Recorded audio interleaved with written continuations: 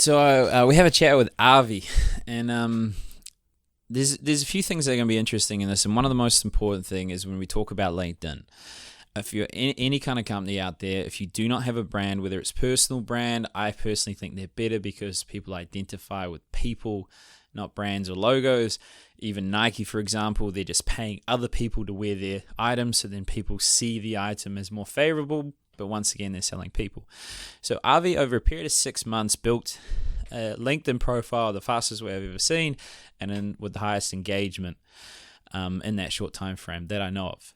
And he's a bit humble about it. He don't want to admit it, but he does something really well. So I'm encouraging him to help and support people in that space. So if you want to reach out and ask him, by all means. And make sure you pay him because he's going to try and avoid getting paid. So but anyway, so people that will appreciate this episode, they have trepidation around LinkedIn. What can they learn? How do they be better at it?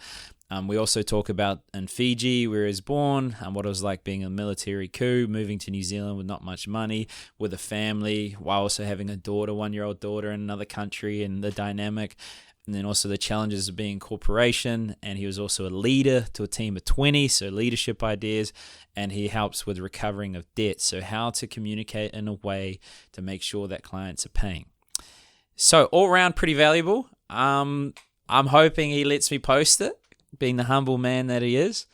But yeah, definitely worth a listen. And if you want to learn how to achieve financial freedom in New Zealand, got a free book, click it. Only reason I want it to be free is because then you're going to be in the newsletter and I have an opportunity to help make your life better. Some people might be clients, some might not, don't really care. To be honest, let's kick into it. All right, cool. Well, we're in a podcast now. Okay. Yeah. Now you're going to get all serious now? Oh, Okay. good. Okay, shit. Perfect. I think that's a great start. I like that start. So, you're like... Surely I'm not the worst one, right? No. Okay, thank Yeah. God. Now there's some bad ones. Yeah, okay. I told them. But it's okay. Okay. Yeah. And you can tell me as well, right? Yeah, I will, of course. Shut up.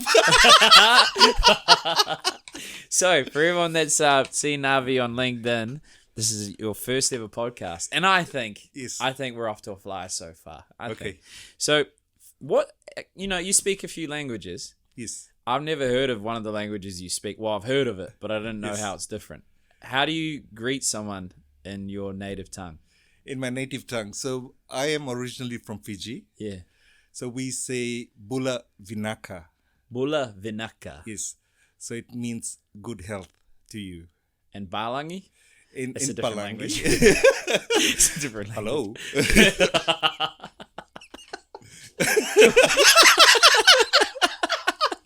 I can see with this podcast. There was a guy, Grant, part of a very successful company that we had on, and he was like the HR manager, and he's doing real well in life. Yes. And for 20 minutes, we didn't say anything. We just laughed. Okay. So the bar's low. We can move from there. Yeah. So just to help people, apart from the hysterical laughing, what is it that you do? I work for Instant Finance. And I should not say. As soon as you say yeah, shit, man. Okay. So what do you do, Avi?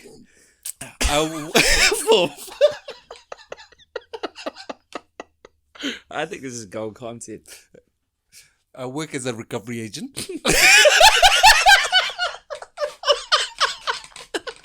I think this is going to be a Grant podcast. I love it. Yeah. Okay. What does a recovery agent do, Avi, from Instant Finance? I go out and meet debtors. I don't want to pass. Next question. And essentially, they keep me in the job. Yeah. So essentially, people that aren't paying, you reach out to them in an empathetic way, and you're like, "Hey, let's work through this together, so you can get through these payments." Is that right? That's the general idea. So I think I relate speaking to debtors like my children. Your children are debtors. Yeah. You gotta hold their hands and lead them from one point to the other. So, I'll try to pull it together. I swear to God. This is what happened with Grant. You know when you're in school and you're sitting there and you're with your mate, and something happens and you've got to be serious, you don't get to laugh. And it's that mate who's just fucks it up. He's just messing with you. Yeah. So one of us is going to rise above and pull this together. Okay. Shotgun, not me though. Okay, so kids are debtors in a way. Interesting. So why do people do companies come to you guys for that to be resolved, or who? No, so our company is in the business of giving out loans. Oh, gotcha. So these are the loans that we look after in-house, and me being the sole agent for the company gets the responsibility to service the whole of Auckland. Wow. So you're just the go-to man for debt recovery. For now, I am. And that has been for the last 10 years. Wow, it's good stuff. All right. Well, how about we go back, a few hundred years to when you're first born? Yes. we said where you're Fiji. You're born in Fiji. Yeah. Yeah. Cool. I was born in Fiji. Yeah. Boom. See, I'm paying attention. What's Fiji like when when were you born? This was early 70s. Yeah. Another time, another era. Yeah. Yeah. What was it like? What's Fiji like in the 70s? Has it changed much? Fiji. So, I was raised in Suva, which is the capital of Fiji. Oh yeah. And as a growing up person in the 80s, things were a lot different. So, it's how do I explain this, Ryan? Strategically. Things, or not. I don't think you should strategically do it. I should think you should just do it. But that's up to you. Things have always been quite laid back in the islands. We the Fijian economy was doing so well up to the period of 1987 when we experienced our first military coup. Yeah. And at that stage, the Fijian currency was possibly 1 or 2 cents short in comparison with the US dollar. Wow. And all of a sudden it went downhill. What led to the military coup? Like normally there's like an internal conflict and that leads to an uprising, and it usually happens in a cycle from wealth disparity. Yes. And then suddenly there's fights.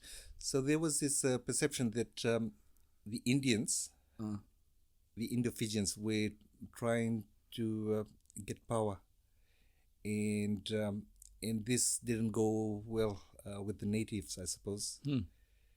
And there was a lot of rumblings when the new elected government came into power in 1997, and there were a lot of Indians in that parliamentary group. Wow. So then they took over with the military. Yes.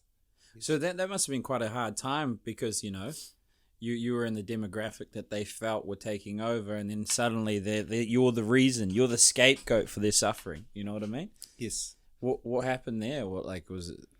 There was so from that point onwards, there was a mass exodus of Indo-Fijians leaving the country, and the common reason was given: families were trying to get better facilities, better education for their own families and children, and Australia, New Zealand, America were the countries that they were looking upon in terms of moving to. And that was the reason, but do you think there was an underlying driver because they didn't feel welcome in the land that they were born? So my family is maybe the 4th or the 5th generation of Indians living in Fiji, and I personally relate to Fiji more than I relate to India. Yeah. And it took a huge emotional toll on most of us when the time came to leave Fiji. Because Fiji has been home to us for so many years. Well, how old were you when you left? I was 20. This is going back to 2002, so 20. Might need to edit this. I'm trying to figure it out. No. 20... A lot of people relate to bad mess.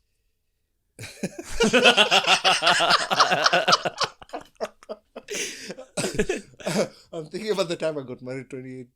I must have been 28. Okay, we'll lock it in. If give or take a few 5 years, it's in the vicinity. If only you could do that in an exam, eh? Just be like, give or take 5 on either side. Yeah, I would have been 28 or 29. Wow. Did you have family then? Did you have a girlfriend, wife, single man? So my daughter was 1 year old at that stage, and I had to leave my daughter with my mother for 1 year. Wow. And you brought your partner with you? So my then wife, came over with me Gotcha. to Auckland. So we tried to settle down over here, get jobs, get a house. Yeah. Before getting my daughter over. Wow. So, why is that? Because there's a lot of responsibility and challenge with having a young one while you're trying to hustle and live in your little container to save money.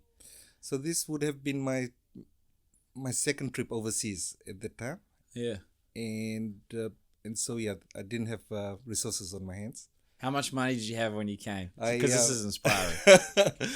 The amount of money that I had in my pocket was about $12,000, which was my savings from a government scheme while I was still employed. So the savings that I brought over formed 5% of my deposit for my first home. You came here. So wait, you have 12 grand in your pocket and you buy a house.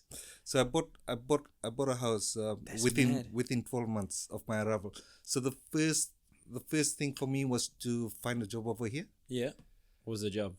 I worked at a liquor shop. Yes. Discount. No. I haven't had a drink for 7 years. So a liquor store, what were you doing there? Front of house? Or at the back? I was doing everything. So everything. From shelving, marketing, being at the front counter. Marketing. How do you market a liquor store? So, you get all these advertisement cards and whatnot, just making sure that the liquor shop in Manu River was presentable enough for maybe new clienteles to come through. But not existing, because once they come, they realize. Yes. So just new clients. Okay, cool. Yeah, so it was a bit of a change for me because I've always worked in an office environment back in Fiji. And what were you in Fiji? So I worked for the government. I was involved in administration. So straight after school, went into government. So you jumped out the window when the coup came, because you're essentially one of the people in the government. The coup happened in 1987. 87. And there were multiple coups after that. Wow. So the last coup. Did you have like a coup code? Like, hey, there's the military coup coming, Operation Z. We didn't understand. We didn't even know what coup meant, right? Oh, yeah, okay. It took us a while for that to sink in. And yeah, so the last coup that we experienced was in year 2000. Wow. And I moved across to New Zealand in 2002. So I've never seen one before. Fortunate life. What happens in a coup? So the military just go in guns and say, "Hey guys, we're the boss now," or like, what's a military coup? So essentially, most of the services get shut down. Media is not free to report details of what's actually happening on the ground. Huh.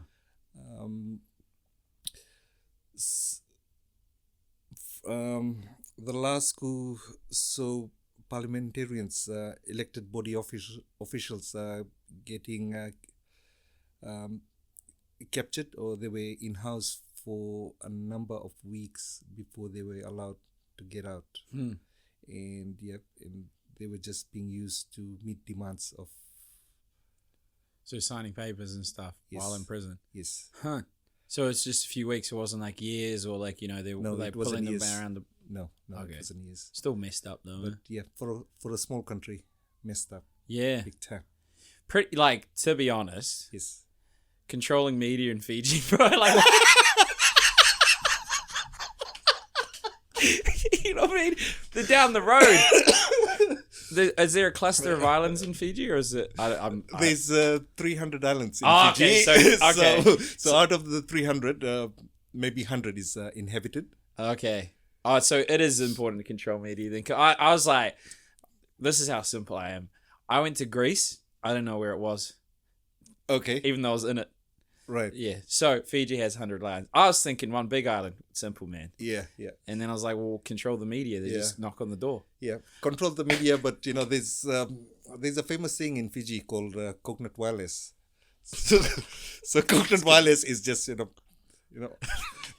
aunties in the village, talking to each other, gossiping, and that spreads like fire. Wow. The aunties. I would listen to that, bro. That sounds legit. Couple aunties with gossip about what's happening in the island. Yeah, but you gotta realize there are a few aunties out there. Yeah. So which auntie do you listen to? True. All of them. So they went and shut down the aunties, essentially. They could. Yeah. No, you can't shut down humans. Humans will always talk. That's true. The information will always come out. It's a good point, and that's an important thing about intent and reputation. Remain consistent with your image. I think people get really reactive when you suddenly become something that you weren't portraying before, and I think that's where scandals or fears or cancels happen. Yes. So I think a good protection is to remain consistent. Okay, so you come here, you somehow manage to buy a house with 12 grand, give or take. Mad. Obviously, as young. So, and your daughter's over there, one, almost two. Yes. And you work in the liquor store, and then you get a mortgage. Yep. And how long are you there for? So at the liquor store, I would have spent about 6-7 months. But what happened was I used to print out my CVs, and I used to walk around Manurewa, Manukau, business to business, handing out CVs. And one of the common responses was, why don't you engage or go to a recruitment agency or send them an email? I didn't have a computer at home, right? Yeah, well, that's why. So I was, You post it. Yep. So I was on foot doing door to door. So manager at Westpac in Manurewa was the lady who saw me, who and caught my attention as well.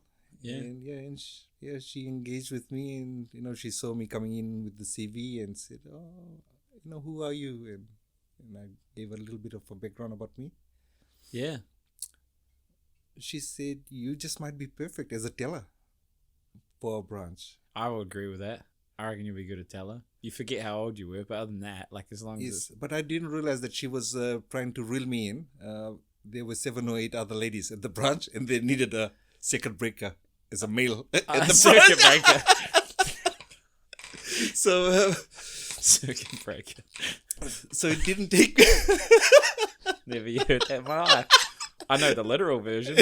Yeah, okay. So, it didn't take me long for her to get me into Westpac, but I didn't leave the job at the liquor shop because they were paying me under the table.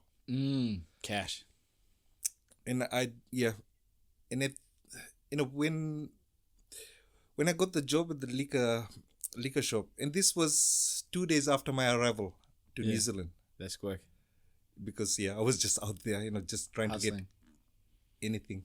And I didn't realize that things were not legit. So whatever I got in hand was it was just a blessing for me. That's it. You make a good point there, because I've heard quite a number of migrating Fijians getting taken advantage of. Yes. Because they're to go from essentially a third world country to a first world country, the purchasing power of the money that you have is pretty low in comparison. Like it doesn't go very far, and to accumulate it, it's quite hard. And suddenly you need to find this new opportunity. Is there certain things you would encourage? So say some Fijian people are moving over and they're listening to this, like some pointers to make sure they don't get taken advantage of, or what to think about? The year 2022, which we're in, it is much different than what it was. Yeah, true. In 2002. So, with the help of the internet, things have opened up.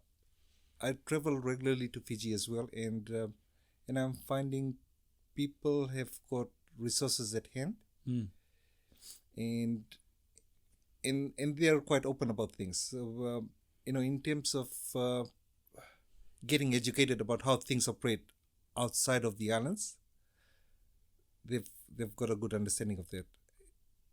True. It's another ball game when they do arrive at the overseas location and just get a feel of what's really happening on the ground. What was it like when you landed? Like, was there a cultural shock? When I went to Thailand, I was like, what the hell? Or Turkey. Turkey was out the gate.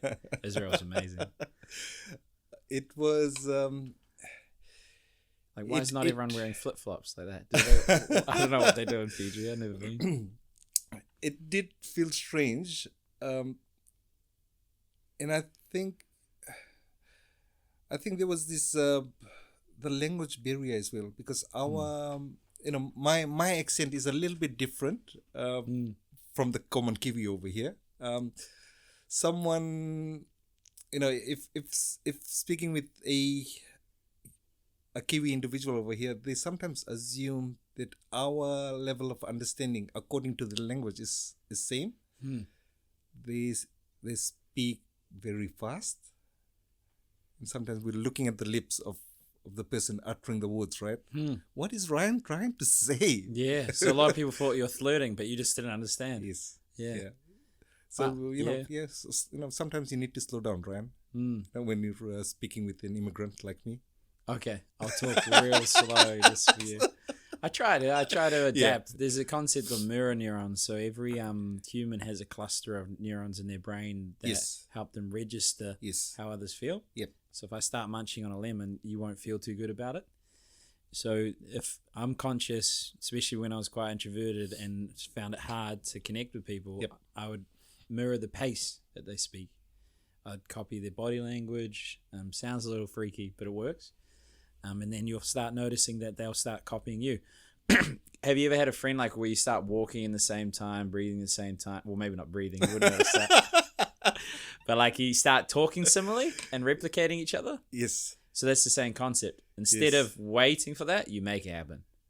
But anyway, it's a long story. Yeah. So Teller, circuit breaker. Yes. Westpac. Yes. How long were you there for? I was there for 8 months. I got promoted to being a support officer. Oh yeah.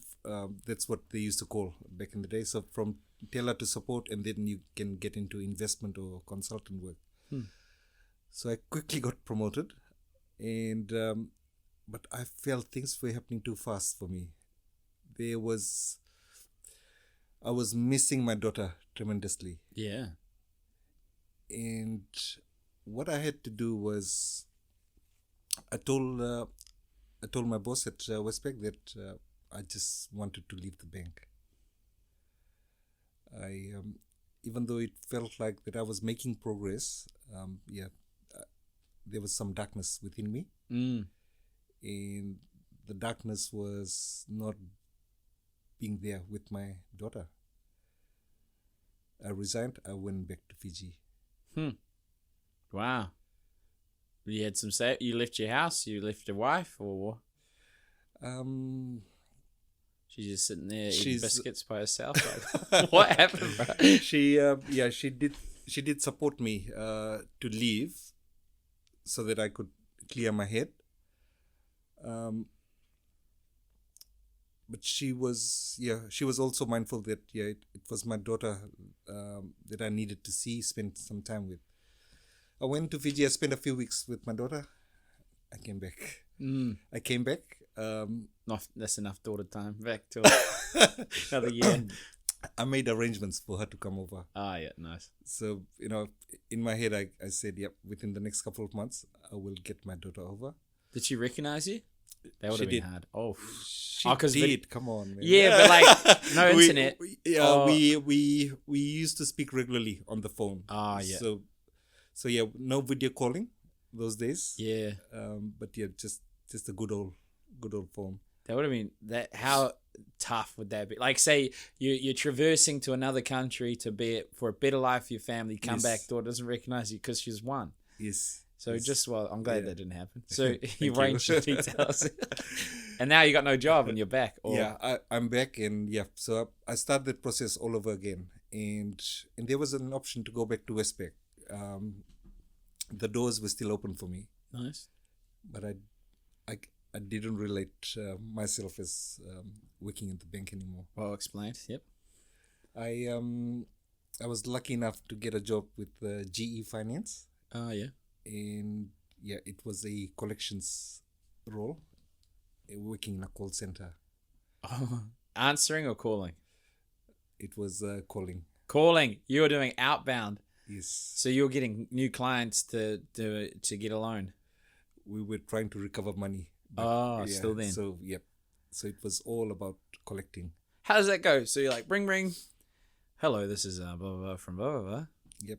And Where's my money? Yep. I believe you missed a payment last week. Oh yeah. What happened? I don't know. It was just tough, man. Like, you know, I had too many McFlurries. Yep. But then this Friday you'll be making double payment, Ryan. Would that be okay? I don't know if I can. Okay. What we will do is we'll do a triple arrangement. But you will pay, right? And then you get to hear the ringtone. The call has been disconnected, right? Because Ryan is not interested anymore.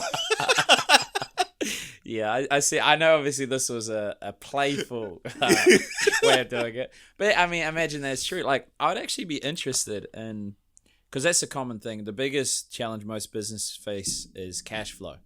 And what causes that cash flow issue, like not having consistent money in the business, is that people aren't paying on time and they're not chasing up. So I'm wondering, using your understanding, like, is there a system or a process or tools you've developed that help encourage people to pay? It takes time to build a relationship,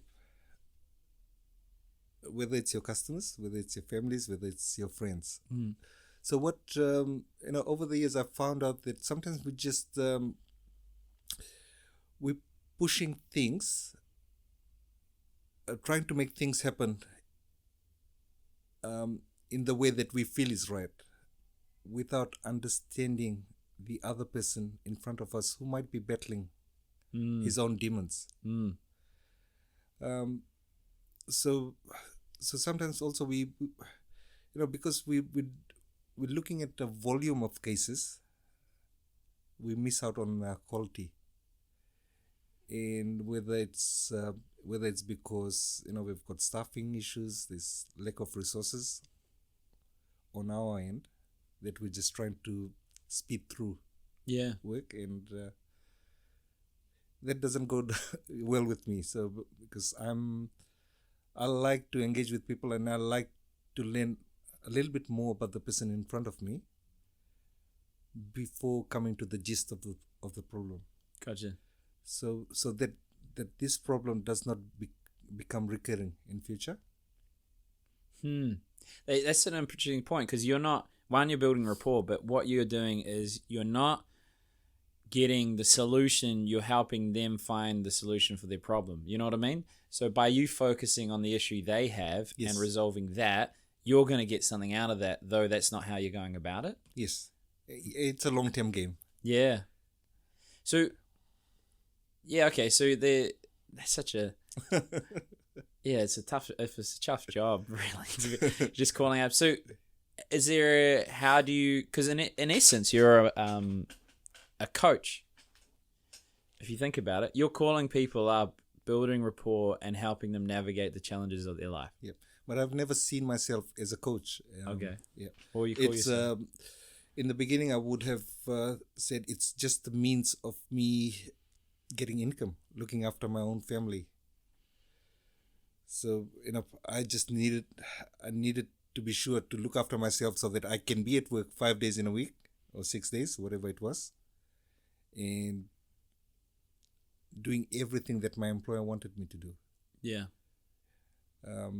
So yeah, the coaching aspect has kind of developed over the years with experience, and possibly coming to a stage in life where money is important, but not maybe, I'm not chasing the money these days. Yeah. What was the realization? Like, obviously not going into your specific situation, but what was the turning point? Because there'll be a lot of family members listening, or parents. They spent their whole life supporting and caring for their family and sacrificing their own happiness in order for the safety and security of their family. And you're saying you're coming to a realization about not prioritizing money over certain things. What helps you come to that realization, or what would your advice be to parents still in that mindset? I'm more of a person. I tell my friends this. We gotta make the most of what we have today. Sometimes we're over planning things. We're trying to be that Nostradamus, right? Predicting into the future that you gotta do this today so that you can have a happy life tomorrow. But what about the happiness today? Why can't we just accept whatever we've got in our hands today, and stop that comparison with Ryan drives that fancy car. Ryan drives that fancy car because he's worked hard all his life. It's a Toyota Camry that's broken, but thank you. It's still got 4 wheels. It gets you from A to B. Yeah. Yes. So sometimes we don't look at the backstory of an individual success, and just stop comparing, man. Just live your life. It's smart. I mean, it is like there's always someone better, faster, stronger, and so if you're continually comparing yourself, you're continually in a perpetual state of unhappiness. Yes. So you make some good point, and we've talked over LinkedIn for quite a while. We've met each other. This is the second time, and I'm starting to see a certain talent you have around coaching, and inspiring others, which is interesting. Because our first conversation, I didn't talk about that, but like thinking and hearing it now. So I'm wondering, assuming that is something you're good at, what would you do? Like, let's say either it's a friend, either it's a client, either it's a particular person in a challenging point of their life. Yes. What would your advice be? And we can do a scenario if you want, if it helps context. Because you're doing that all the time. You might not think about it, but every time you're calling someone up, building rapport and solving their problem. Yes. I'm that word advice. I'm slowly trying to get away from it. Okay. Why? Why it's I feel like when we're advising people, we're not really walking in their shoes. So it definitely takes some time. Like, I'm really good with my families and friends. I'm not good with you because, this is the second time that I've met you. So I can't really be advising you until we've built on a relationship. Gotcha. So that advice can come at a later stage of our journey in our friendship. Friends. I wouldn't say friends with benefits, but friends with consequences. Yeah, good. Yeah. So for good things to happen, it takes time. Yeah. And from word go, if I've met someone new, I'm not gonna advise him. I'm gonna talk to him. I'm gonna listen to him, right? Maybe. Yeah, well, you make a very good point. Like in my experience, the best solution for the problem was to listen to the problem, mostly. And I don't have any particular special talent around helping people with that, but I'm very good at it. And the reason I say it's not a talent is because they have all the answers. I'm just asking the question. So that's an important thing that you said there, is actually not giving advice on something you don't understand, listening more than you talk initially, and then focusing on them. Yes. You might not sound like you're a wizard, mate. You might not take pride in your skill set, but there's reasons why that works. Okay. So, okay. So then you GE Finance, and then you went. Was GE Finance in Instant Finance or no? So GE Finance is a global company, and it's one of the branches is finance. So from GE, I went to Merrick Finance. I stayed with GE Finance for about eight months as well, before going across to Merrick Finance, which is called Heartland Bank. These days. So I was based in Newmarket. I was the recovery supervisor, so I managed a couple of teams under me. In the collections side. How many people? So all up, there would have been 20. Come on, brother. When are you going to say there's something good about you? You're like, oh yeah, I went to this global organization. I learned how to get money off people, and then educate a team of 20. I was still growing at this stage. I Bro, you'll be didn't- Michael Jordan. You'll be like, my jump shot's not good. Okay, sorry. Yeah, team of 20. Yeah. 8.5 years later, I kind of felt I had enough of the corporate life. It took me one day. I had a good salary package, and yeah, there was a good system back at the old employer. But yeah, I felt I wasn't at the right place. Yeah. Just on that, going back, because you just demonstrated 8.5 years of leadership of a team of 20. So we're not going to walk over that. We're not going to forget that. What would you do as a leader, and what have your lessons been as a leader? Whether you call it, and you don't like that word either, but what? If I was to reflect, perhaps there would be a few things I would have done differently. Okay. Perhaps one of the things I would have done is not to walk out, right? Yeah, not leave. Yeah. What's a good start? Even though I was asked, to reconsider my decision, and so, I felt my headspace was not in the right space. I needed the time off. I did request. I did say that give me 3 months. Give me 3 months without salary, and let me get my head into a better place, and I will come back refreshed. So that request was declined, and that was just the tipping point for me to say no. I appreciate myself more, I think. And I was told by everyone that Avi, you've kicked a good job away. What are you doing? Because I didn't have plan B. Yeah. I left the job. I was distributing junk mail for 3 Sorry, months. just on that.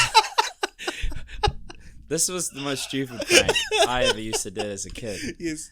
I would get junk mail Yes. and just put it in people's letterbox that says no junk mail, and then run off. That's hilarious. That's you. That sums me up. But the problem is, then the person that was advertising would have got in trouble because it would have looked like they did it. So so junk mail. Okay. So yeah, junk mail for about 3 months. Nice. How did you love it?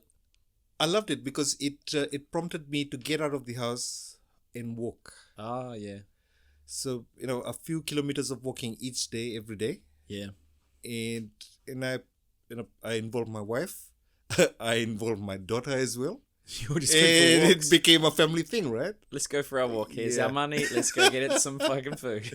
Yeah, and I was too proud to go to Wins for support. Gotcha. And yeah, with the junk mail, I used to get maybe about $150 on a weekly basis. And yeah, it was tough going. Yeah. Yeah. Mortgage still at that time? So I had separated by that time. Yeah. And So half my a mortgage. house and everything was given away to my ex-wife. Oh, you gave it to her? It was Involuntarily. It was given away, yeah, because my daughter was with my ex at that stage. Yeah. So I was, I was caught in an emotional storm, I suppose. Yeah. And again, people were saying, well, why didn't you claim half share and whatnot? And I said, no, it's okay. Yeah. Yeah, fair. My relationship with my daughter was my main concern, my main focus. Fair. And so I didn't have a mortgage. I was renting at that stage. Were you eating rent? How much Yes. was rent? 80? Rent 100 was surely. Rent was 400. I was making renting an 150. apartment unit. I think it was around 250 to 60 for a 2-bedroom unit A week. a week. And So you're losing $100 a week for Yep. food. So, but then again, I had support of my partner, who became my wife later on. Oh, yeah. So she was balling. Yes. Good. And How did you feel like, because some men might be like, feel emasculated or feel, especially traditional, old school, certain age point, they get a lot of self-worth and self-satisfaction from providing for the family. And you've gone from, hey, this hotshot job, leaving it, and then you've got a bad headspace, now you're doing junk mail, and then you're relying on this lady, and then other people are telling you, what have you done? Yeah. I just felt like a dickhead for walking out that job. And so, in regards to, while still doing the junk mail runs, the other side of me was, attending interviews, pushing my CVs out. And this time I was doing it electronically, or or going to the recruitment offices. And well, just on that, a modern version of doing that. Yes. Because I've done the CV thing. I worked at a place called Abracababra. Okay. Yes. It was a kebab shop. It's where the magic happened.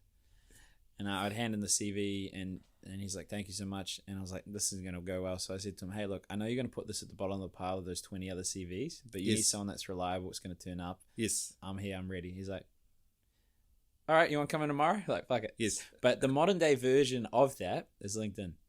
So you think of your dream job, you put what you're looking for in the first, 20 characters. Yes. Because every time you comment, it shows up, and then everyone that engaged with that content will see it.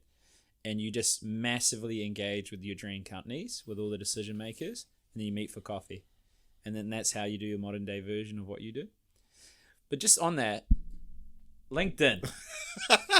You might not want to admit it, but Avi here has built and amassed quite a large and loyal... Well, we don't know if they're loyal, to be fair. They could be off like in everyone's comments. But you get a huge amount of engagements with your LinkedIn.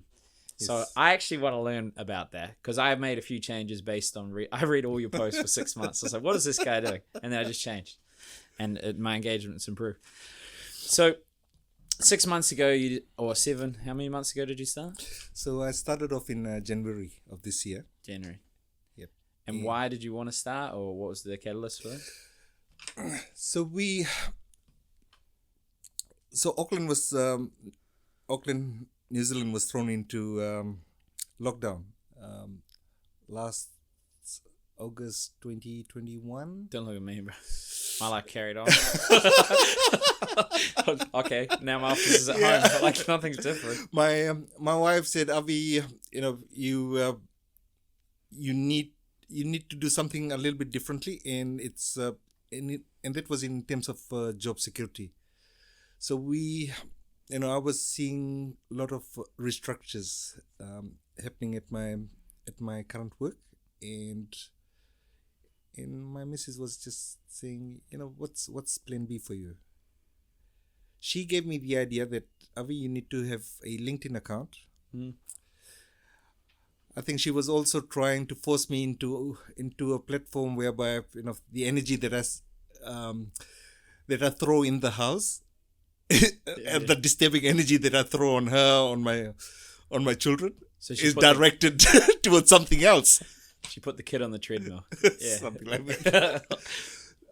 I created the account last year, but I didn't start posting until January of this year. Yeah. And I wasn't too sure as to what to write, what to post, because I'm not a businessman. I'm just a simple brown boy. Yeah. Just trying to find my way in life. There's a lot of simple people just trying to find their way in life. I won't say simple brown because that's messed up, but like simple people in general trying to find their way in life. So just to add value to the people, because a lot of things I think brand is single-handedly the most important thing, but you still got to put the lights on. You still got to make sales. But if you could go all in on brand and you can still keep your lights on, that's game changer. But people don't start out of fear. So you had that. What helped you get reassurance or taking that first step? How did you work through it? Who gave you advice, Yep. So I started to engage with people on their own posts. Yeah. I started to react. I started to comment. And it was through commenting, I think, that gave me confidence to start doing my own posts.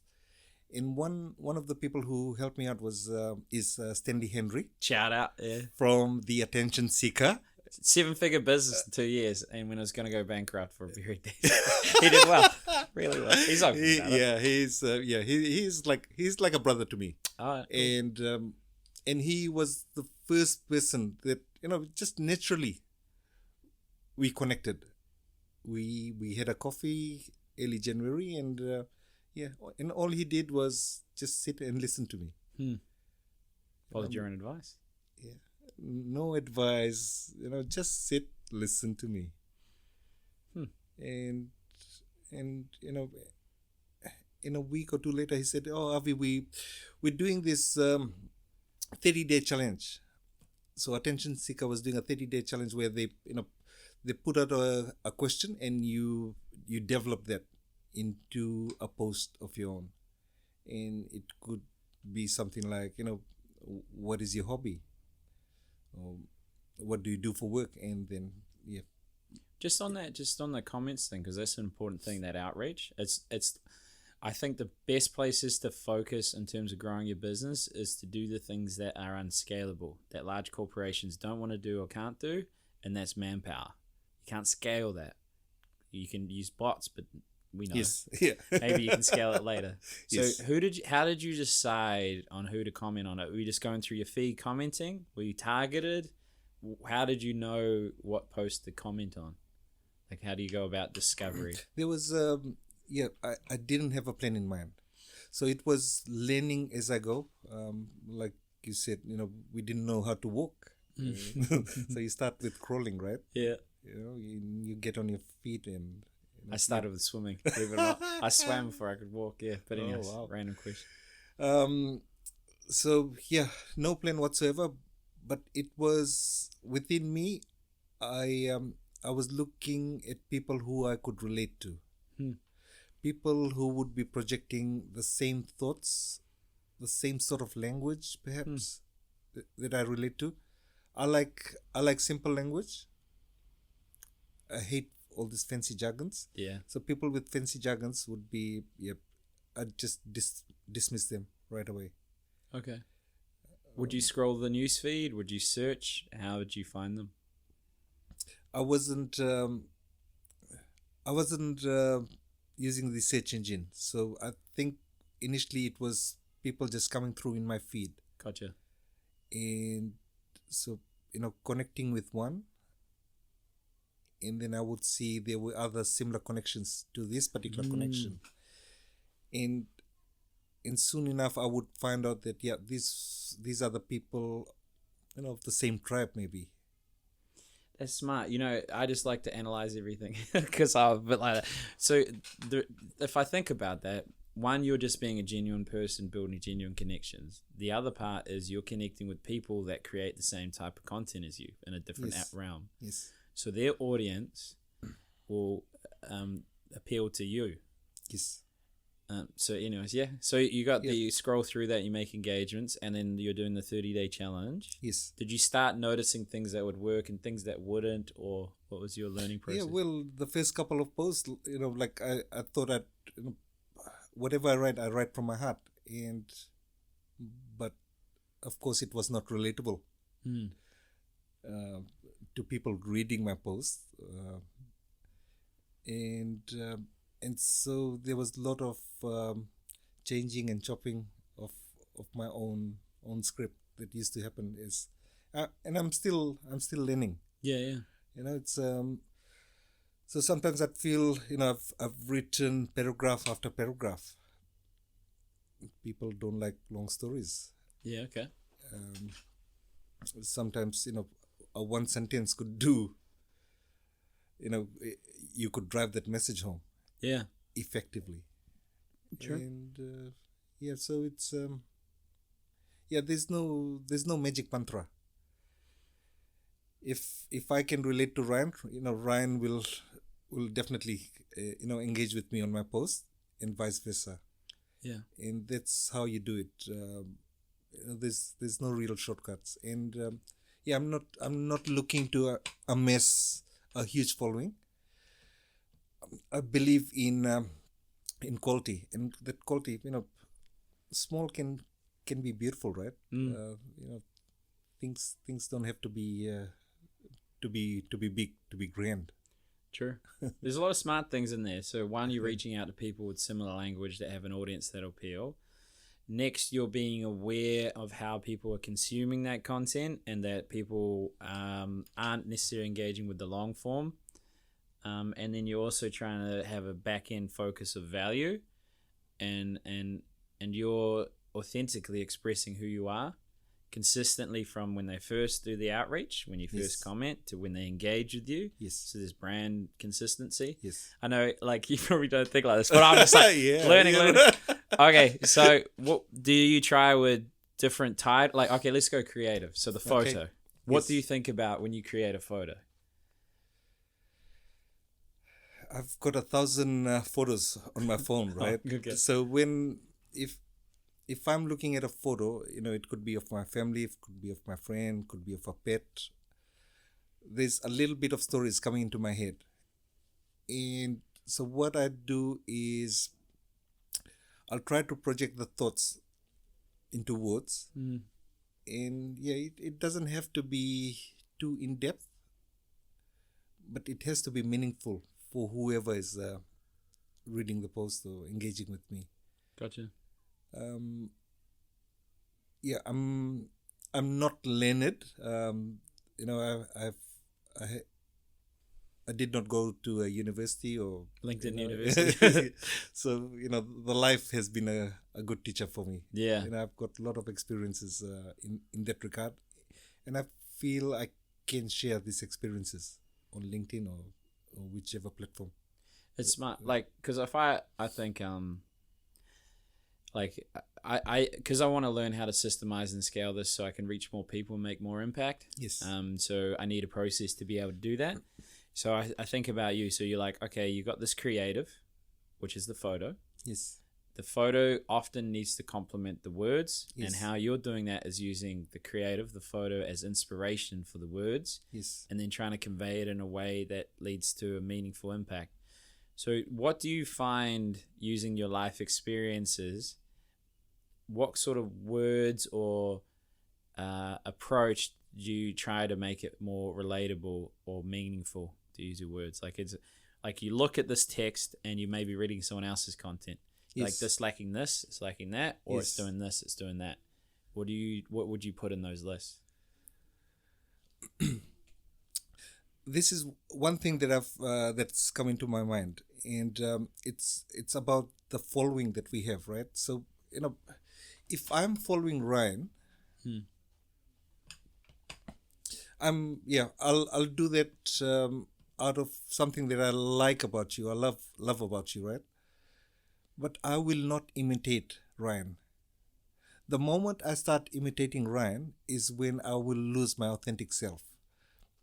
I want to remain Avi, as weird or or as stupid as I look sometimes. This is me, right? So, follow but don't imitate, man. It's Gotcha. you'll just lose yourself. There's important thing is where in selling they teach you to learn the 1%. So you find the top performers in any organization and you take 1% from them.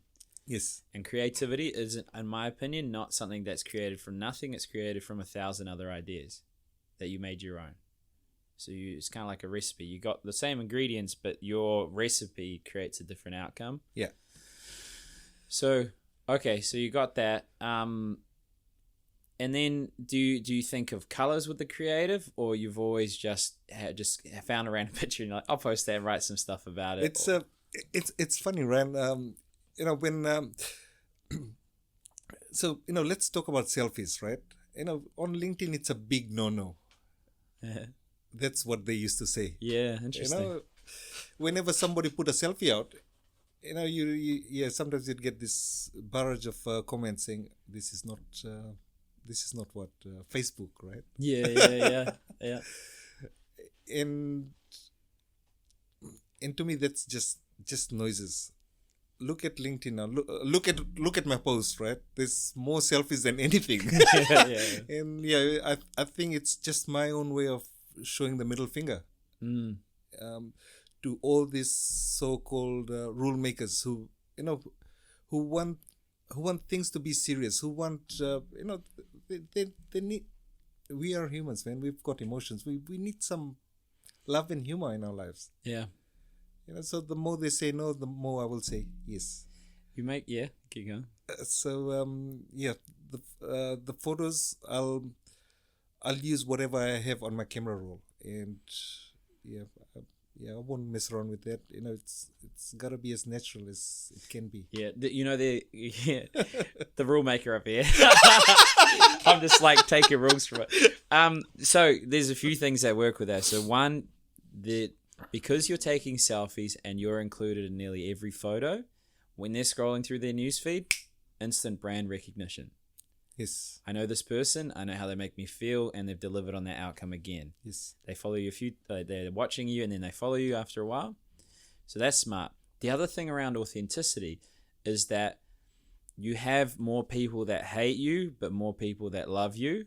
Yes. If you're inauthentic, you have people that like you, but very few people that love you. And I think that's a very important thing in business and in life. The depth of the connection will facilitate the greatest success, whether emotionally or financially.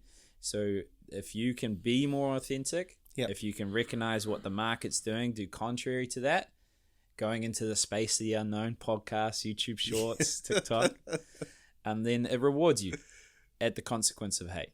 So you just got to mentally prepare. You haven't gone to TikTok. TikTok's a different world, brother. LinkedIn's a little people-pleasy corporate. They don't say much unless it's my content and I trigger them. Yeah. That's a rare thing. So, okay, well, I think personally, would you be open to, if someone were to reach out, I know initially you'll listen, but if they wanted to improve their brand in LinkedIn and they're willing to pay a certain amount and they can dictate that or you can, whatever, would you be open to giving them some support and guidance on that? I'm always natural in giving support. So but charge them. That's another thing that I need to change my mindset, right? Yeah. It's I've always reached out to people to help in the purest form there is, right? Without seeking an advantage on my end, and possibly, who knows? Yeah. Okay. So people pay him. But you just tell him. So you reach out to Avi on his LinkedIn. Hey Avi, I saw you on the podcast. I want some advice on LinkedIn. I'm willing to pay this amount. Is that okay? Yeah. You'll just probably say yes. Personally, I think your understanding of LinkedIn and the profile that you've developed, I think your time's worth $200 an hour. I think that someone should pay that, because LinkedIn is not something that people have been successful. And the challenge you face with your industry is, what are you selling? You know what I mean? You're solving problems that already exist. You're not bringing in new clients. So your LinkedIn, what's the outcome, bro? You're just making lots of friends. Yeah. So just on that, how would people find you? So we've done an hour, believe it or not. So how would people find you? And hypothetically speaking, if they wanted advice on LinkedIn, or maybe something in general, they're in a tough spot in their life, they want some support or whatever. What problem do you want to solve the most? Put it that way, before they reach out to you. Just I wanna make people feel good about themselves. Okay. So if they're fighting some demons within themselves, if they're finding themselves in a hard spot, lonesome spot, I'm the guy to talk to. Huh. Cool. And because, in my opinion, the most important people that need help are the helpers. Yes. So don't leech off them. Yes. Reach out. Your concerns are valid, but just, there's a cost for your time. I'm selling for you, okay? But on that note, how do they find you? I guess your LinkedIn, would that be the best? LinkedIn would be the best way to find me. Cool. Yeah. So I'll add a link in the description, and they can reach out, and we'll see if we can get you to build a website in the future as well. We're thinking of some ideas. Thank you, Ryan. All good, brother. No worries.